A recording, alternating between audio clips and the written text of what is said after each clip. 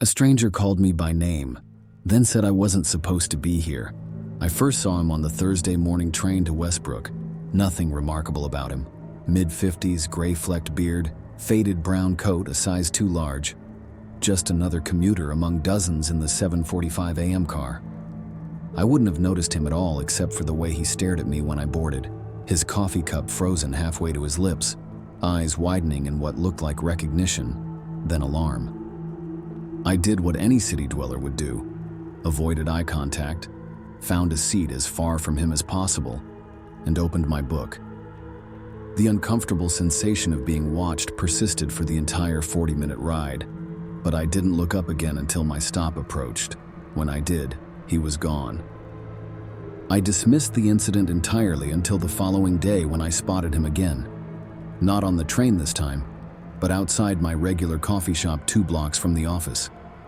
He stood across the street, perfectly still amid the flowing pedestrian traffic, watching me through the window as I paid for my Americano. When our eyes met, he didn't look away. Instead, he raised one hand in what might have been a gesture of acknowledgement, or perhaps warning. Then a delivery truck passed between us and he was gone. The weekend provided a welcome reprieve from commuting, and, consequently, from unsettling strangers. I spent it painting my kitchen the pale yellow I'd been promising myself for months. The mundane domesticity helped push the incidents from my mind, relegating them to the category of urban oddities not worth examining too closely. Monday morning arrived with torrential rain, the kind that renders umbrellas nearly useless and guarantees wet socks regardless of footwear. I arrived at the station later than usual, hurrying to catch the 8:15. The platform was crowded with similarly delayed commuters, all of us pressed against the wall seeking minimal shelter from the downpour. I felt him before I saw him, that same sensation of focused attention, like a spotlight on my back. He stood at the far end of the platform, rainwater streaming from his now darkened coat, making no effort to stay dry, just watching me with that same expression of troubled recognition. This time, irritation overcame my urban instinct to ignore strange behavior. I began moving toward him, intent on asking what exactly his problem was. He saw me coming and didn't retreat. Instead, he took several steps in my direction, closing the distance more quickly than I'd anticipated. We met in the middle of the platform, other commuters instinctively creating space around our confrontation. Up close, I could see his eyes were an unusual shade of amber, almost gold in the station's fluorescent lighting. "Can I help you with something?" I asked, aiming for assertive but hearing the uncertainty in my voice. "Michael," he said. Just that. My name. Not posed as a question but stated with absolute certainty. "Do I know you?" I asked, though I was positive we'd never met before last week. "No," he replied, his voice surprisingly gentle, "but I know you, and you're not supposed to be here." A chill that had nothing to do with the rain ran through me. "What do you mean?" "This isn't your timeline, Michael. You don't belong here." He spoke with the calm certainty of someone stating obvious facts. "The divergence happened exactly 9 days ago. You took the wrong path. The train chose that moment to arrive, its brakes squealing against wet tracks. The crowd surged forward around us, breaking our strange bubble of isolation. "I don't know what you're talking about," I said, backing toward the opening doors. "Please, leave me alone." "You died, Michael," he called as I stepped onto the train. "In the correct timeline. You died 9 days ago." The doors closed between us. Through the rain-streaked glass, I watched him standing motionless on the platform, making no attempt to board, his amber eyes following me until the train pulled away. My hands shook so badly I had to shove them into my pockets. 9 days ago. What had happened 9 days ago? Nothing remarkable. A Tuesday like any other. I'd overslept slightly, rushed through my morning routine, barely caught the train. Ordinary, except there had been a moment running across the street to the station when a car had taken the corner too quickly.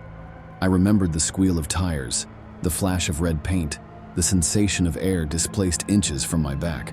A near miss. Or had it been?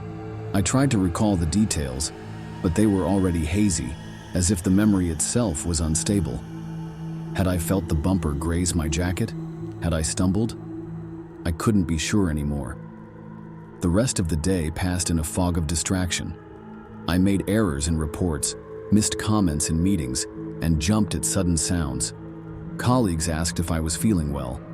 I blamed lack of sleep, the weather, anything but the truth, that a stranger had called me by name and told me I should be dead. That night, I scoured local news reports from 9 days earlier, looking for incidents near the train station. Nothing. No pedestrian accidents, no hit and runs, not even a minor traffic violation. Either the man was delusional, or I didn't allow myself to complete the thought. Sleep evaded me.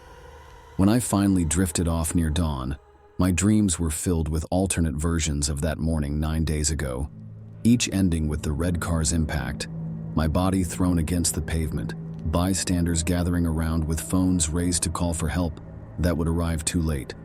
I called in sick the next day, unable to face the possibility of encountering him again. Instead, I sat in my apartment researching quantum physics, parallel universes, and the multiverse theory, falling deeper into increasingly esoteric corners of the internet. Most seemed like pseudoscientific nonsense, but certain concepts resonated uncomfortably. Timeline divergence, quantum immortality, the idea that consciousness might transfer between parallel realities at moments of death. By evening, I'd convinced myself that stress and suggestion had temporarily unbalanced my thinking. I needed normalcy, routine.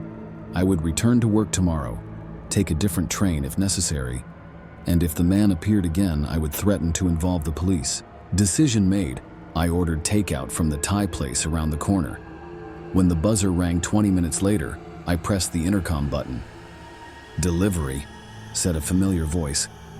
My blood turned to ice water, not the usual delivery person. Him. "Leave it at the door," I managed to say. I've already added the tip online." "I need to speak with you, Michael," he replied, his voice distorted by the intercom but unmistakable. "It's important. Things are becoming unstable." "How did you find my address?" I demanded. "I'm calling the police." "The delivery person is downstairs, waiting for your building's security door to be fixed," he said calmly. I intercepted him in the lobby. "Your food is here with me, and we don't have much time." As if to prove his point, the lights in my apartment flickered. Once, twice, then steadied. Against every instinct for self-preservation, I opened the door. He stood in the hallway exactly as I'd seen him before, holding a plastic bag emblazoned with the Thai restaurant's logo. Behind him, the hallway light flickered erratically, casting alternating patterns of light and shadow across his face. "May I come in?" he asked with surprising politeness. I stepped aside wordlessly, watching as he placed the food on my counter and removed his coat. Beneath it, he wore ordinary clothes, jeans, a navy sweater, nothing that marked him as anything other than normal. "Who are you?" I asked when I finally found my voice. "My name is Thomas Ellery," he said. "I'm a corrector." "A what?" "A corrector. I monitor and repair timeline inconsistencies." He gestured to my living room. "May we sit? This will take some explanation." I nodded, following him to the couch, maintaining as much distance as possible. Up close, I noticed faint scars along his hairline, partly concealed by gray curls, and a strange metallic gleam behind the amber of his irises. "9 days ago," he began without preamble, "you were struck by a vehicle outside Westbrook Station. The impact was fatal. You died instantly." I started to protest, but he raised a hand. "Please let me finish. In your original timeline, the correct one, you died. But at the moment of death, your consciousness made an unauthorized lateral transfer to this adjacent timeline, one where the car missed you by inches." "That's impossible," I said. "People don't just jump between, parallel universes? When they die?" "Not usually, no," he agreed. "The barriers between adjacent timelines are ordinarily impermeable to consciousness transfer. But occasionally, in moments of extreme stress or trauma, particularly violent deaths, a consciousness can slip through cracks in the barrier. When that happens, it creates a cascade of inconsistencies." "What inconsistencies?" I asked. drawn into his explanation despite my skepticism. In answer, he pointed to the window behind me. "Look outside." I turned. Beyond the glass was not the familiar view of the apartment building across the street, but a vast, swirling grayness, like fog illuminated by distant, constantly shifting light sources. I leapt to my feet, backing away from the window. "What the hell is that?" "Reality becoming unstable," Thomas said calmly. "Your presence here is creating paradoxes. This timeline already has its own Michael Sullivan, the one who legitimately avoided the car 9 days ago. You're an anomaly, a duplicate. The fabric of this reality can't sustain such a fundamental contradiction indefinitely." As if responding to his words, the apartment lights flickered again, longer this time. When they stabilized, I noticed with horror that the color of my walls had changed subtly. The pale blue, now a grayish green. The furniture arrangement was slightly different too, my reading chair now angled toward the window rather than the television. "What just happened?" I whispered. "The timelines are bleeding into each other," Thomas explained. "This reality is trying to accommodate your presence by incorporating elements from your original timeline, but it's creating more paradoxes in the process. Soon, the integrity of both timelines will collapse. And what happens then? A cascade failure affecting multiple adjacent realities. Millions of lives disrupted or erased, unless I correct the inconsistency." The clinical way he discussed apocalyptic consequences sent another chill through me. "How exactly do you correct this situation?" He met my eyes directly. "Your consciousness needs to return to its proper place. But according to you, my proper place is dead." "Yes." The simplicity of his response stunned me into momentary silence. "You want to kill me?" I finally said, edging toward the door. "No," Thomas shook his head. "Killing you would only compound the paradox. A duplicate consciousness extinguished in the wrong timeline. I need to guide your consciousness back to its moment of divergence, where it can properly integrate with the timeline in which your physical form has already died." "This is insane," I said. "You're insane." Another flicker, longer and more severe. When the lights returned, books had appeared on my previously empty coffee table, and a framed photo now hung on the wall. Me with a woman I'd never seen before, both of us smiling on what appeared to be a hiking trail. "Who is that?" I asked, pointing at the photograph. "Amanda Reeves," Thomas replied. "In this timeline, you met her 3 years ago at a colleague's wedding. You've been dating for 2 years and recently started discussing marriage. I've never seen her before in my life." "Exactly. In your original timeline, you never attended that wedding. You had food poisoning that weekend. You never met Amanda. That's one of countless small divergences between the timelines." He gestured to the photograph. "The Michael Sullivan who belongs in this timeline has memories of this relationship. You don't, because you're not him." Outside the window, the grayness had developed patterns, swirling vortices of darker and lighter fog, occasionally parting to reveal fragmentary glimpses of other scenes. A park I didn't recognize, a street corner that looked almost like my neighborhood but with subtle differences, a train platform where a small crowd had gathered around something on the ground. "It's getting worse," Thomas said, following my gaze. "We don't have much time." "Even if I believed all this," I said, "which I don't, how exactly would you guide my consciousness back to where it belongs?" From his pocket, Thomas withdrew a small device resembling a pocket watch, its case made of some dull metallic material I couldn't identify. When he opened it, instead of a clock face, it revealed what looked like liquid mercury swirling in constant motion. "This is a chronometric anchor," he explained. "It can temporarily stabilize a consciousness and guide it to its proper temporal location. And if I refuse?" The lights flickered again, and this time the darkness lasted nearly 10 seconds. When illumination returned, my apartment had transformed further. Different furniture, different wall color. The kitchen, visible through the archway, now had dark cabinets instead of white. Most disturbingly, there was someone sitting in the reading chair near the window, the woman from the photograph, Amanda. She appeared frozen in mid-motion, a coffee mug halfway to her lips, her expression blank as if she were a paused image rather than a person. The timeline is trying to accommodate both versions of reality simultaneously, Thomas said. Soon, it will fragment completely. He opened his hand, offering me the device. This doesn't have to be traumatic, Michael. You'll simply return to where you belong.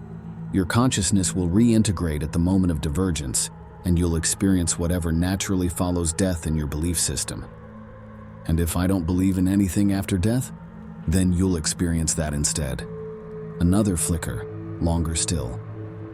When light returned, Amanda was gone, but the apartment now contained scattered toys, a child I'd never had, and the view outside had solidified into a cityscape I didn't recognize. Buildings arranged in impossible configurations, some upside down, others partially transparent. Nausea swept through me as I tried to process the constantly shifting reality. How do I know you're telling the truth? That this isn't some elaborate hallucination or trick? You've felt it since the divergence, Thomas said quietly. Haven't you? The sense that something isn't right. Dreams that feel more real than waking. Memories that don't quite align with evidence around you. He was right. For 9 days, I'd experienced moments of disorientation, déjà vu without triggers, dreams so vivid they lingered into daylight. I'd attributed it to stress, lack of sleep, the ordinary dislocations of modern life. There's another option, I said desperately. What if I just go somewhere else? Another city? Another country? Would that fix the paradox?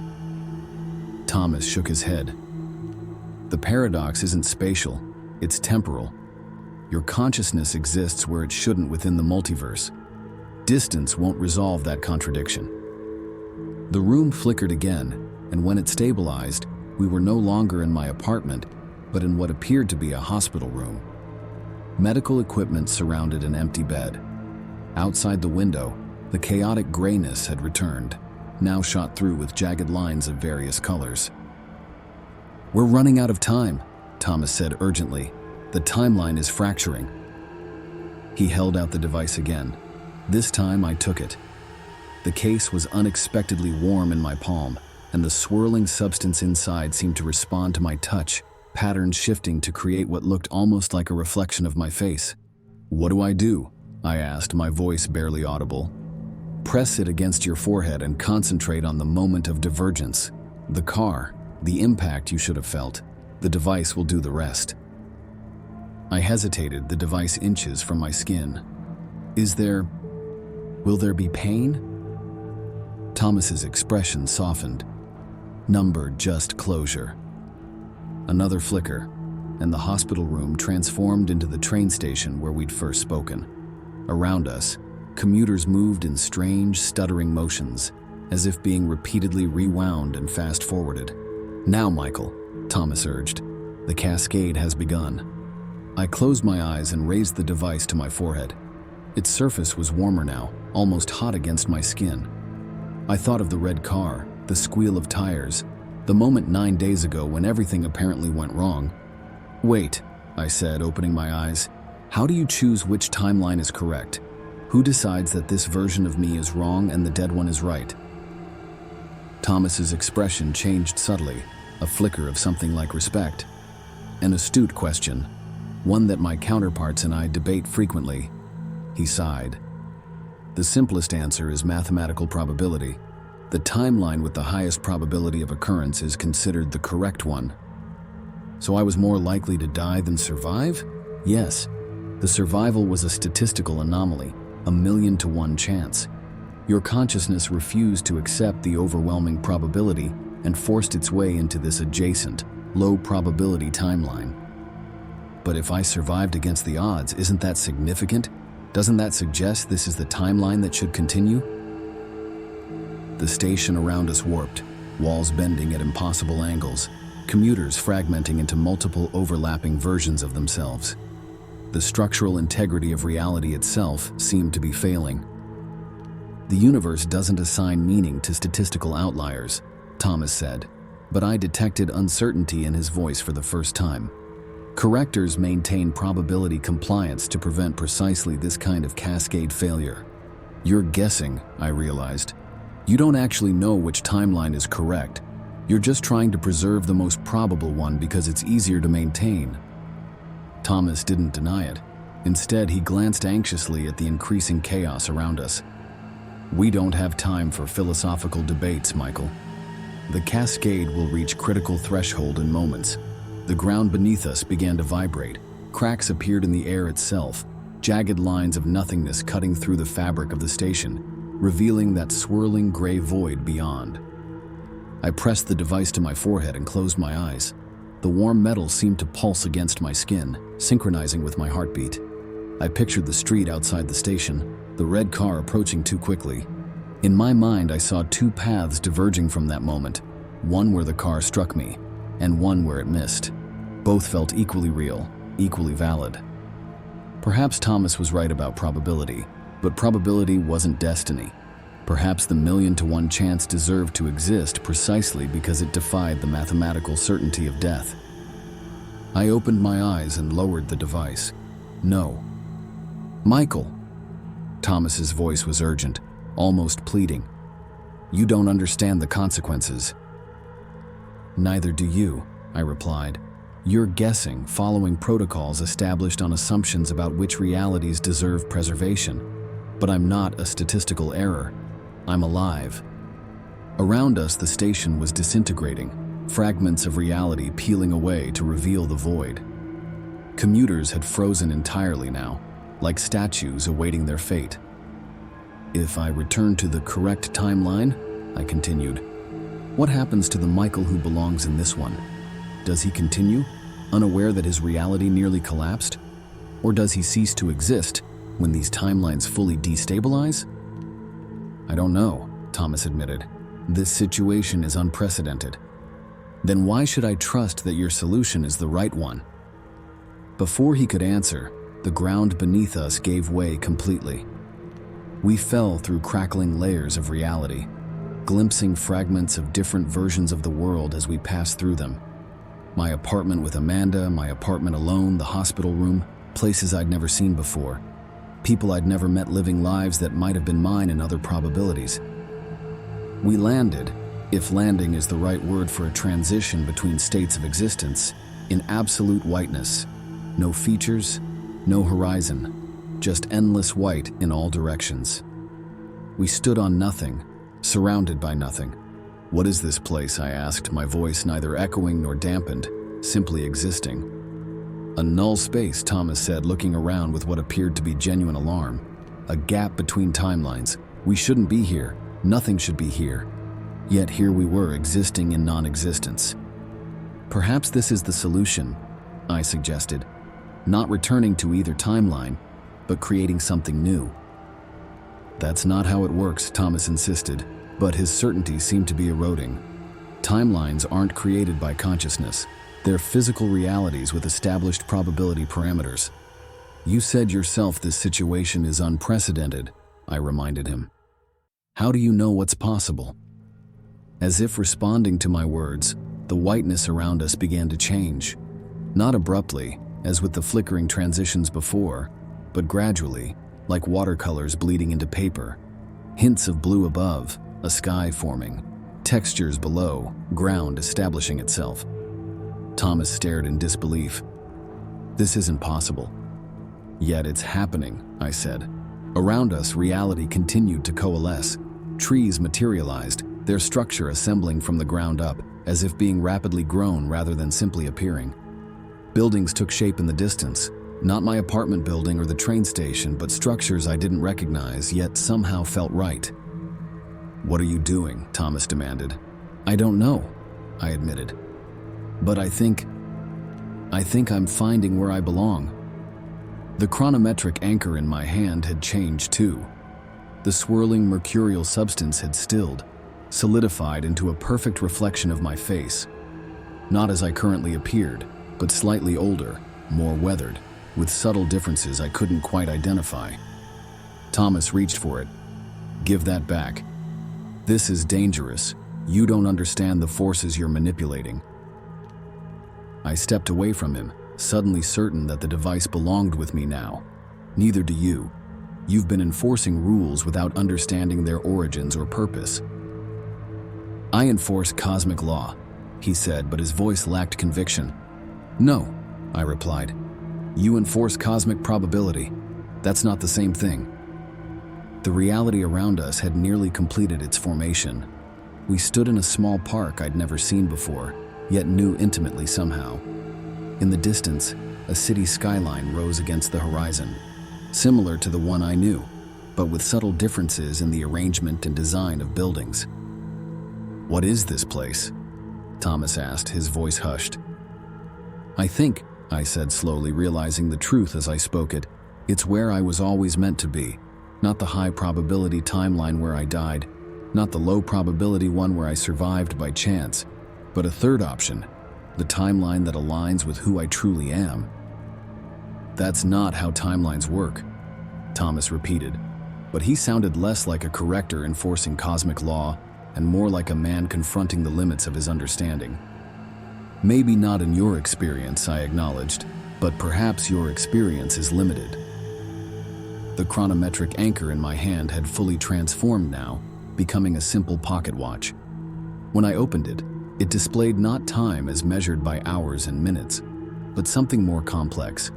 Concentric rings of symbols that somehow made perfect sense to me, showing my position in relation to all possible realities. In the distance, I could see people moving through the park, living their lives in this newly formed reality.